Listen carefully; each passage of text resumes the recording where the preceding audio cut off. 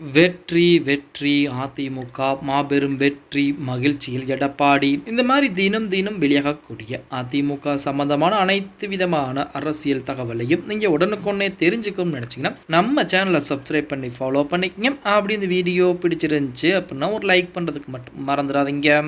அனைத்திந்திய அண்ணா திராவிட முன்னேற்ற கழகத்தை பொறுத்த வரைக்கும் அதன் பொதுச் செயலாளராக பதவியேற்ற எடப்பாடி பழனிசாமி பார்த்தீங்கன்னா ஏகப்பட்ட வழக்குகளை சந்தித்து விட்டார் அப்படின்னே கூட சொல்லலாம். அதிலுமே அதிகப்படியான வழக்குகள் ஓபிஎஸ் தொடுத்த வழக்குகள் தான். அதுவும் ஒற்றை தலைமை பிரச்சனை என்பது ஏற்படுத்தப்பட்டு ஓபிஎஸ் அதிமுகவிலிருந்தே வெளியேற்றப்படுகிறார். அந்த சமயத்திலிருந்து இன்ன வரைக்குமே எடப்பாடி பழனிசாமி எப்படியாவது அழித்து விட வேண்டும் அப்படின்னு சொல்லி அவரின் மீது ஏகப்பட்ட வழக்குகள் தொடுக்கப்பட்டிருக்கு. இன்னொரு புறத்திலே கொடநாடு கொள்ளை வழக்காகட்டும், அது மட்டும் இல்லாமல் அவதூறு வழக்குகளாகட்டும், இந்த மாதிரி நிறைய வழக்குகள் எடப்பாடி பழனிசாமி மீது தொடுக்கப்பட்டிருக்கிறது. அனைத்து வழக்குகளிலுமே எடப்பாடி பழனிசாமிக்கு தான் வெற்றி என்பது அமைந்து கொண்டிருக்கிறது அப்படிங்கிற தகவல் நம்ம அனைவருக்குமே தெரிஞ்சிருக்கும்.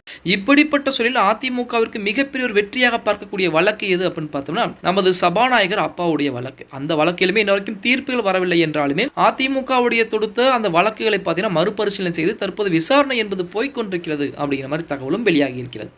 அதாவது சபாநாயகர் அப்பாவு பார்த்தீங்க அப்படின்னா பொதுவெளியிலே ஒரு செய்தியாளர் சந்திப்பிலே பேச ஆரம்பிக்கிறார். அது இப்போ பேசல, கடந்த வருடங்களிலே பேசினது. அதுவும் ஜெயலலிதா அம்மையார் இறந்த பின்பு 40 எம்எல்ஏக்கள் திமுகவில் இணைவதற்கு ரெடியாக வந்தாங்க. ஆனால் ஸ்டாலின் அதை மறுத்து விட்டார் அப்படிங்கிற மாதிரி சொல்லியிருந்தார். உடனே பார்த்தீங்க அப்படின்னா அதிமுகவின் சார்பாக வழக்குகள் தொடுக்கப்படுகிறது.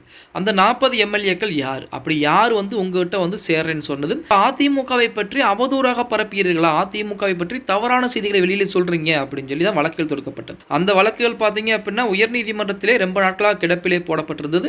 அதை எதிர்த்து அதிமுகவுடைய வழக்கறிஞர் பிரிவு அணி பார்த்தீங்கன்னா மற்றொரு வழக்கை தாக்கல் செய்து அதன் மூலமாக அந்த வழக்கு மறுபடியும் விசாரணைக்கு எடுத்துக்கொள்ளப்பட்டது. இப்படிப்பட்ட சூழலில் நேற்று தினம் அந்த வழக்கு விசாரணை என்பது விசாரணைக்கு வந்திருப்பதாக தகவலும் வெளியாகிறது. வெள்ளிக்கிழமை விசாரணைக்கு வந்திருக்கு. அதாவது அவதூறு வழக்கில் சபாநாயகர் அப்பாவு நேரில் ஆஜராக சிறப்பு நீதிமன்றம் உத்தரவிட்டிருக்கிறது. ஜெயலலிதா மறைவுக்கு பின் அதிமுகவில் 40 எம்எல்ஏக்கள் திமுகவிற்கு வர தயாராக இருந்ததாக அப்பாவு கூறியிருந்தார். இவரின் பேச்சுக்கு எதிர்ப்பு தெரிவித்து அதிமுக வழக்கறிஞர் பிரிவு இணைச் செயலாளர் பாபு முருகவேல் அவர்கள் அவதூறு வழக்கு தொடுத்திருந்தார். வழக்கை விசாரித்த நீதிமன்றம் செப்டம்பர் மாதம் 9ஆம் தேதி அப்பாவு அவர்கள் நேரிலே ஆஜராக வேண்டும், விலக்குகள் எதுவும் கிடையாது, நேரடியாகவே அவர் நீதிமன்றத்திலே ஆஜராக வேண்டும் அப்படிங்கிற தகவலை பார்த்தீங்கன்னா நீதிமன்றங்கள் அதிரடியாக சொல்லியிருக்காங்க. இதுவே அதிமுகவிற்கு மிகப்பெரிய ஒரு வெற்றியாகத்தான் பார்க்கப்படுகிறது அப்படின்னு கூட சொல்லலாம். ஏன்னா சபாநாயகர்கள் எவ்வளவோ முறை முயற்சி செய்துமே, அதாவது எடப்பாடி பழனிசாமியும் சரி அதிமுக இருக்கக்கூடிய முக்கியமான தலைவர்களும் சரி முயற்சி செய்துமே ஆர்பி உதயகுமாரை எதிர்க்கட்சி துணைத் தலைவராக மாற்றுவதற்கு பரிந்துரை செய்யவே கிடையாது. அது கடைசி கிட்டத்தட்ட பார்த்தீங்கன்னா 2 சட்டமன்ற கூட்டத்தொடர்கள் முடிஞ்சதுக்கு அப்புறம் வேறு வழி இல்லாமல் மாற்றினார் அப்படிங்கிற தகவல் நம்ம அனைவருக்குமே. அதற்கு ஆப்பு வைக்கக்கூடிய விதமாகத்தான் அதிமுக செயல்பாடுகள் இப்பொழுது இருந்து கொண்டிருக்கிறது அப்படிங்கிற மாதிரி